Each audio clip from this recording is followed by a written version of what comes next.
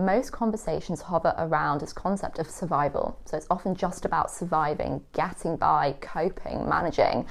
And in our toughest moments, sometimes as patients, we feel as though we are confined within those boundaries, battling against everything, taking 2 steps forward and 1 step back, sometimes barely just keeping our head above water.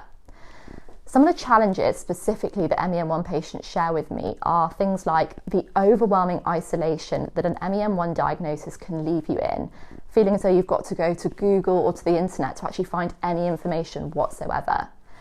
The daunting ordeal of managing medical care, so juggling doctors, appointments, test results, and then the constant struggle with health anxiety, so bracing yourself for whatever might come from around the corner. Does any of this actually resonate with you at all? I flash back to about 5 years ago. I was contemplating my 3rd round of pancreatic surgery with the likelihood of more to follow. And deep within me, there was just this feeling it didn't have to be like that. And I said to myself, that is not going to happen if I can have anything to do with it.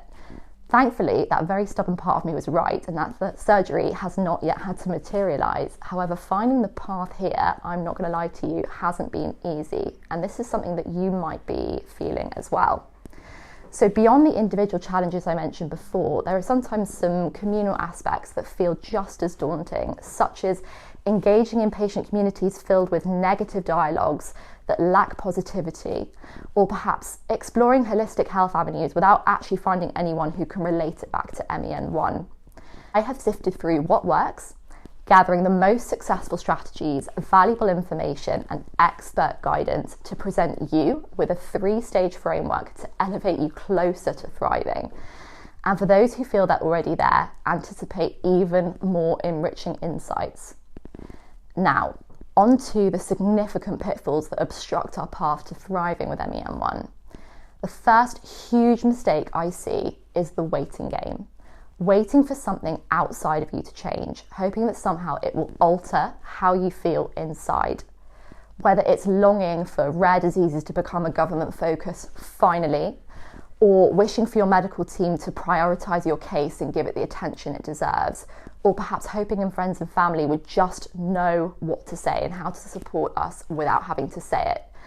But what I've learned is that this is futile, because the real shift happens when we start changing what is within our control, and the only thing within our control is ourselves.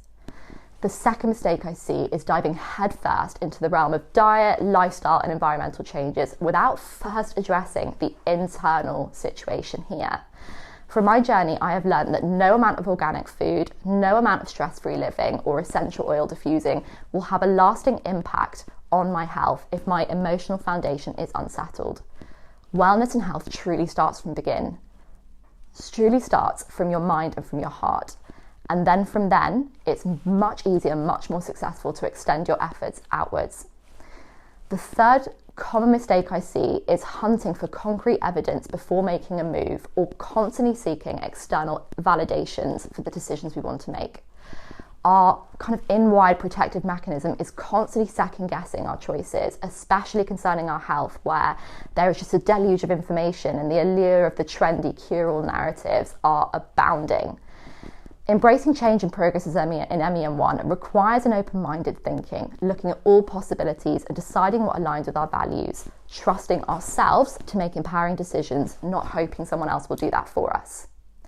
If you've recognised any of what I've just said in yourself, then don't worry at all. Identifying them is actually the first step towards avoiding them, and it is the desire to transcend this typical MEN1 patient experience that enabled me to step back, reassess the situation, and then see where I was going astray. And now I'm here to actually share that with you, to share the awareness with you, setting the stage for a transformative MEN1 experience rooted in self-awareness. And I genuinely believe that self-awareness acts almost like a precursor to a truly empowered and empowering MEN1 journey. Without it, we are absolutely destined to go around in circles, wondering why we're not making progress anywhere. I'll tell you now, thriving is the antithesis of mere survival. It's about flourishing in spite of the odds.